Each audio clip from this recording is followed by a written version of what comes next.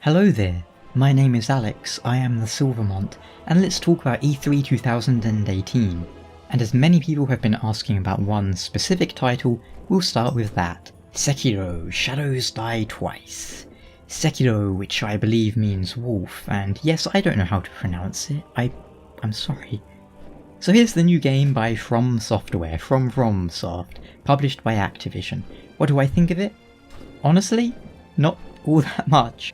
Back when it was teased in my video talking about that, I wondered, is it going to be Tenchu? Is it going to be a Tenchu-like Japanese Souls game with some stealth? Turns out that was more or less right.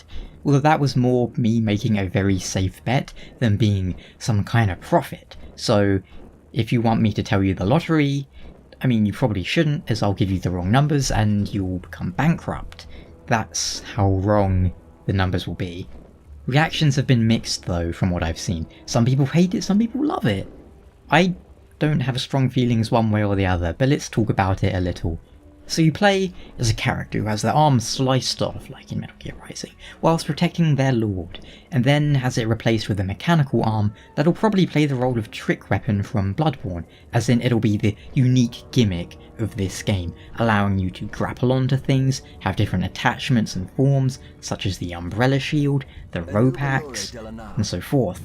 The setting is a sort of feudal fantasy Japanese setting, similar to Nioh, which, no, I'm not suggesting it's ripping off Nioh, nor am I saying that Nioh invented that setting. I'm saying it's in a feudal fantasy Japanese setting, which Nioh is also in. It's a very good point of reference.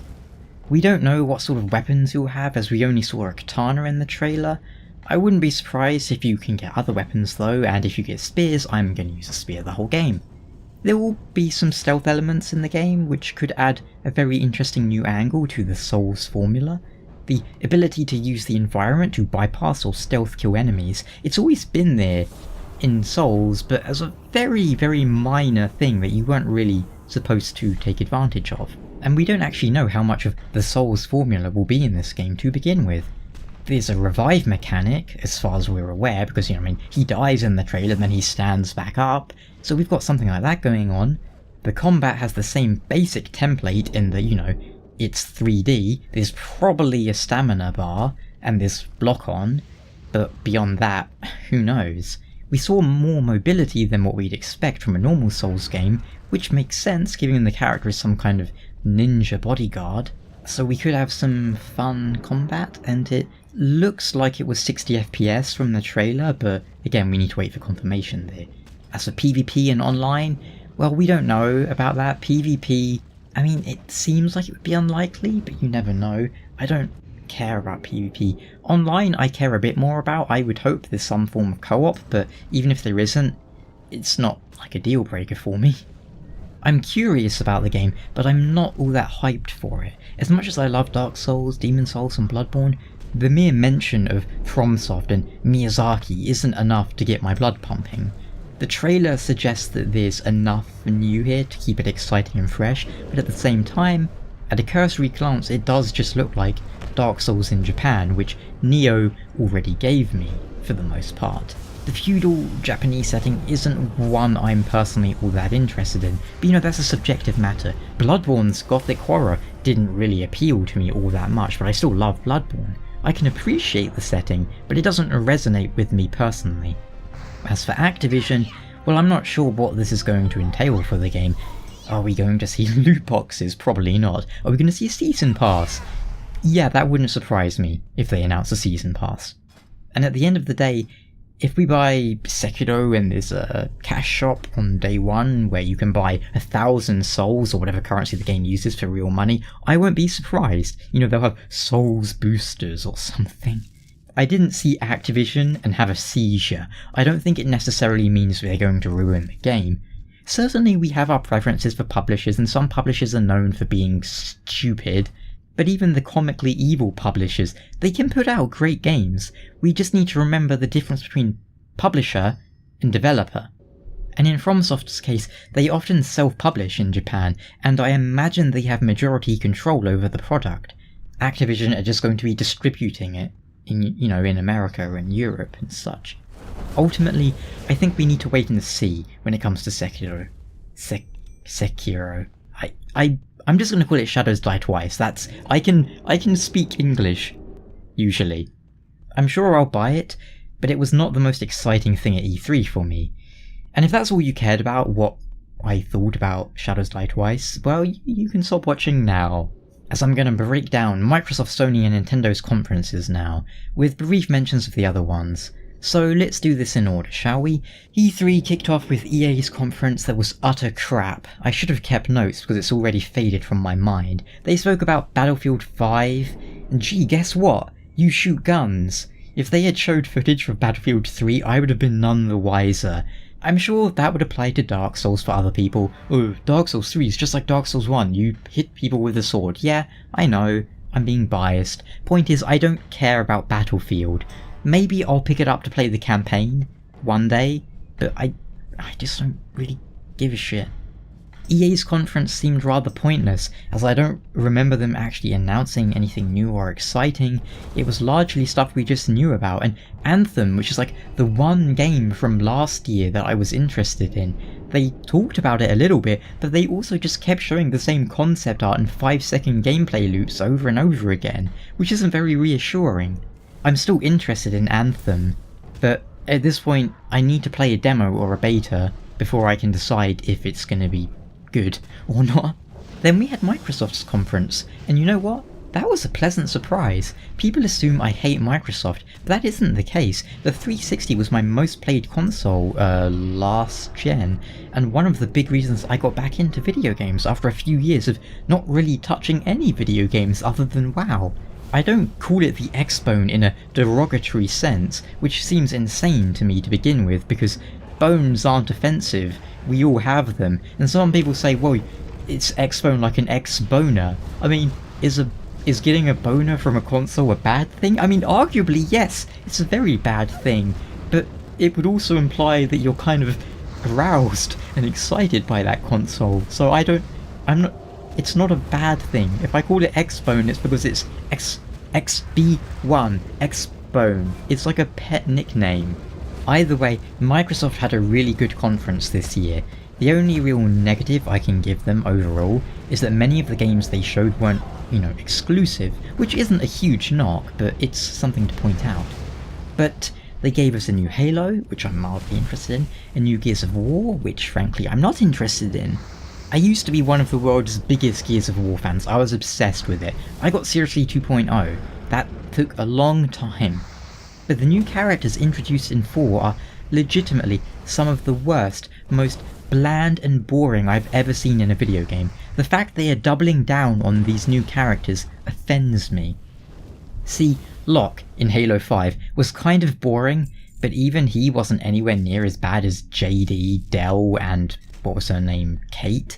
JD and his sidekicks. The Halo developers seemed to go, okay, we get that you guys don't really like Locke, so the new game is going to focus more on Chief. Some people will call that caving to demands, but at the end of the day, you're making these games for the fans. Give the fans what they want. If we want to play as Master Chief in Halo, or Arbiter, let us play as Chief and Arbiter. We don't want to play as this boring Locke dude. But with Gears, they went, fuck you! They even had a line in the trailer, it's not about you, it's about me, which perfectly summed it up. Are they making this game for themselves, or for the fans? Because none of the fans give a shit about these trashed, bland new characters. Then they had some garbage Gears pop thing, which is ridiculous. And also, to note on the Gears characters, I'm not just being biased, because they really are that bad. Just put them through the Plinkett test. Describe the character without saying what they look like, what their job is, or what their role in the game is. You can't do that for JD and Del. They have no personality, they have no defining traits. I promise, if you try and answer this question, all you're going to be able to come up with is something like, he's dutiful, he's serious, but he quips? I promise you, they have no character. They are terrible. You can say this about, people used to joke about Marcus Phoenix being, oh, it's dude bro shooters. Yeah, it was a dude bro shooter. But you know what? Marcus Phoenix and Dom Santiago, whatever his name was, and Cole and Bed, they have character traits that you can talk about other than, like, Cole is big and black, Bed is blonde. You know, they actually have characters. I'm not going to go into it now because it's not really relevant and I've been talking about this too long already, but trust me, as someone who cares a lot about characters, they don't have to be super deep, but they have to be well written, and a well written character can be a simple one. But Gears of War 4 characters are offensive and terrible, and I hate them. Gears Pop is stupid, but even so, despite all my personal negativity, it was a new Gears game alongside a new Halo game, both in the same E3. That's good. That's a good showing. They had other stuff too, like Tomb Raider, which, you know, I don't care about, but people say the new Tomb Raider games are like really cool. It's not my personal thing, but hey, it's all fine. For the most part, they had a really good conference, and I can't knock it. I doubt I'm going to play my Xbone more because of this conference, especially when many of these games are on PC too, but hey, they showed Shadows Die Twice, which was a nice surprise. I don't think many of us were expecting to see that at the Microsoft conference. We were thinking it would be at Sony's. Between Microsoft and Sony, we then had Ubisoft, Bethesda, Square Enix and the PC Gaming Show. The PC Gaming Show was utter garbage as usual, and I say this as someone who primarily plays games on their PC, by the way, but goodness, it was trash. Ubisoft's conference was bland and average. They talked about Siege, For Honor and the new Assassin's Creed, but they didn't really announce much new stuff. I mean, they had the Division 2 I don't care about, unless they get rid of the bullet sponge enemies. They didn't announce a new Splinter Cell, which is honestly what I was hoping for. Square Enix's conference was just terrible and pointless like EA's. Why even exist if you have no purpose? Bethesda's conference was actually pretty good. Like, I wasn't interested in it at all, I was just watching it at like 2 AM or however late it was. They poked a little fun at themselves. You know, they had Skyrim on Alexa and Etch-a-Sketch. Yeah, it's good to poke fun at yourself. And they showed us what Fallout 76 is, and irrespective of the quality of the games they were showing us things that people wanted to see, which I think is the important part. They teased Elder Scrolls 6 and Starfield, Star thing, and yeah, people want to know that Elder Scrolls 6 is coming, and now we know, okay, we don't know, we can speculate that it's going to be in elsewhere, what the cat plays? It might be in High Rock, we don't know, but people can speculate now. We know that it is coming eventually. We don't know how good Fallout 76 is going to be, but we had some questions answered about what it is. And in principle and concept, it's something that people wanted, online Fallout. Hell, I've been wanting like a co-op Elder Scrolls or a Fallout game for a long time, and we're getting something a bit like that. I'll check out the beta as I'm curious. I'm sure it's going to be really buggy, but hey. Oh yeah, and they announced a new Doom! That made me really happy, especially as I just put out my video on Doom 16 last week. Overall, Bethesda had a good showing, if you ask me. Then we had Sony, which, honestly, I don't think they did too good a job. PlayStation 4 has been my main console of this generation, so I know people are still gonna go, oh, you're a Microsoft fanboy, you're a whatever fanboy. No, just, it's time for you to stop, fanboys.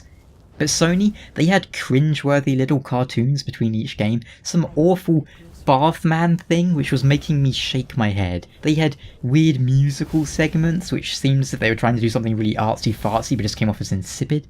And no, I'm not being no fun allowed. You can have fun at your E3 conference. I think Bethesda had fun, and I know arguably it's all subjective. Bethesda's jokes were cringe-worthy. Yeah, I get it. But again, if you're watching this video, you're watching it for my opinion, so I have to give my opinion. If you liked Sony's stupid Rick and Morty Bathman thing, that's absolutely fine. They had this huge intermission after The Last of Us, which didn't help. It's like, oh, here's Last of Us, now wait for like 10 minutes whilst we shuffle everyone over to another venue. Yeah, that's not gonna keep my interest, you know? And The Last of Us itself isn't something I'm interested in. But let me clarify, watching the clip from The Last of Us, the graphics were amazing, like the detail and all this. The action was tense, and it kept my attention, and yet I felt like I was watching a movie. And when you show me something at E3, I want to go, ooh, this looks like a game I want to play, not this looks like a movie I want to watch. The gameplay looked like a movie, and if that's what you're into, again, by all means, that's good for you. But it's not what I'm into. I don't mind games with lots of cutscenes, but this seemed to be nothing but cutscenes.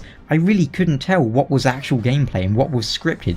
Like during that part, that action sequence in the drugstore or whatever, she goes behind a unit and she crafts an explosive arrow, she shoots it, and then we have like 30 seconds of what looks like entirely scripted stuff.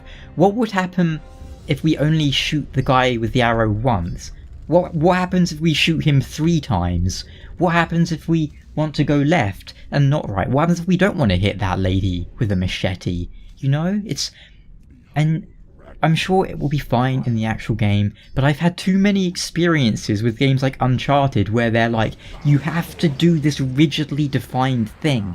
And it's like, I don't want to do this rigidly defined thing. I'm playing a game, not a movie. I want to be the one that's in control. Anytime I play Uncharted, it turns into a case of the game going, no, this can't be happening. I'm in control here, whilst I'm making the character bug out and like spaz through the wall because I wanted to go that way, not that way. I wanted to jump on this thing you clearly can jump onto, but arbitrarily the game says, no, you can't. You have to do it how we want to do it.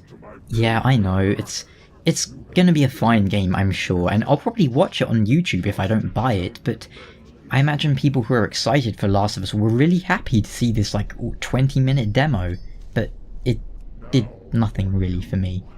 Then we had Ghost of Tsushima, which slightly had the same issue in that it looked a bit too scripted, but overall I was a lot more interested. The lighting in particular in this game was so beautiful, like noteworthy. Noteworthy. It was of note, the beauty. I'm very eloquent today. The way the sun was shining through the clouds, the dark rain looming in the distance, it reminded me of Witcher 3's lighting and weather. I'm a little wary of the combat, but I think this could be a game worth picking up. What else did we have from Sony? We had Spider-Man, which, you know, it looked fine and all, but just not super of interest to me. I might pick it up because I enjoyed Spider-Man 2, I think it was. I like the exploring and just like web slinging through the city. That's really fun to me, so I might pick it up. They had Kingdom Hearts, which I played most of Kingdom Hearts 1, but none of the others, and I'm kind of interested in Kingdom Hearts, but the story is like so confusing and convoluted that it's just, I mean, if you can explain the story in a paragraph in the comments, please do, so I can understand what the hell was going on. But the main standouts for Sony's conference, for me, were, well, Death Stranding. I mean, we saw a bit of Death Stranding gameplay, but I'm still full of questions. What is the theme? What is the gameplay structure? What's going on? That's something I find myself wondering a lot these days. There's so many games that are, you know, flashy, scripted sequences that I'm left wondering, okay, that looks cool, but how is the actual game going to play as I adjust my seat? Shadows Die Twice, for example, I know more or less from the trailer how that game is going to play, which is great. But Skull and Bones from Ubisoft, Death Stranding, I have no idea, but I'm curious and I'm interested in Death Stranding. It's probably going to be something I'm going to pick up because it looks intriguing. But the most exciting thing from Sony, for me, Resident Evil 2 Remake. Oh man, this is a point of contention. Some people are furious that it seems to default to over-the-shoulder third person. I'm thrilled. That's my favourite way to play Resident Evil. I know people go, oh, if you like Resident Evil 4, 5 and 6, you are not a true Resident Evil fan, because the game was originally a super serious survival horror game. Dude, the first game has giant killer snakes in it.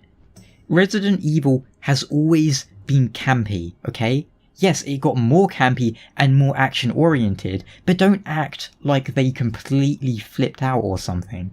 They've always been action horror games. They've just moved more towards action in certain titles, and it's A subjective point, again, third-person angle is close to the action, but it makes me feel connected to the character. I feel like I'm watching the character because I'm right behind them. I don't feel like I am the character, like if it's in a first person, which, personally, I don't really like that in a horror, action, Resident Evil game.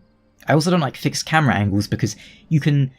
I mean, I don't hate them or anything, it's just you can see so much, and I feel kind of disconnected in that. Because I can see so much stuff that I have such a great perspective that it's hard for me to feel like I'm in any sort of danger, you know? The only real tenseness, is that a word? Tenseness?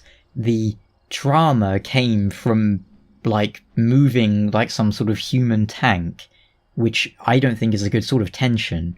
That's what the word I was probably thinking of. So yeah, third person with a character that feels like they can move like a human being, that's great to me. Now, I'm gonna be fine if it's not super action oriented like 4, 5, and 6. That's absolutely fine to me. For me, it's that we have a third person perspective. That's what's really drawing me in. I believe they said there's going to be fixed cameras and possibly first person in VR as well, which, hey, it's cool. But third person is how I'll be playing it, and I'm really excited because I've played a bit of Resident Evil 2, but I could just never get into it as I just found it kind of comical back when I played it. But Remake 2 looks amazing, and I'm really excited to pick it up. I can't wait to play it. Then we have Nintendo. They showed some mech game that looked kinda cool. Xenoblade, which looks like a game I might enjoy. I don't currently have a Switch, so whilst I'm kinda tempted, I feel like it's gonna be another Wii U. I'll buy it for like 1 or 2 games and then never touch it.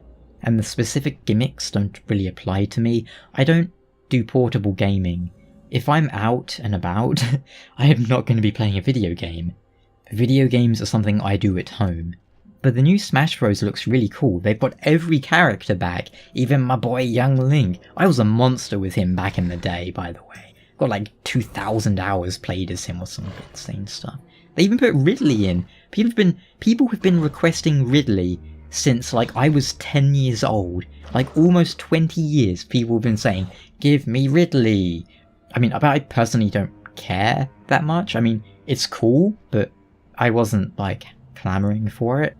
Overall, the new Smash Bros is looking great, and if I get a Switch, or if I had a Switch, I know I'd be excited for it. Nintendo's conferences, though, are something I usually talk about just for the sake of it. They aren't really in direct competition with the others these days, they just have their own little pre-recorded thing. You know, that's fine, they don't necessarily need to, or whatever. They had a fine showing, didn't announce much new stuff, didn't talk about Metroid Prime, but they had a lot of Smash Bros. And oh yeah, one nice thing from the rubbish PC conference thing, like the only real thing I really remember as being good, was they put Yakuza 0 on Steam, and it's like really cheap too, which is cool, I think. Well, that about does it for E3 2018. Oh wait.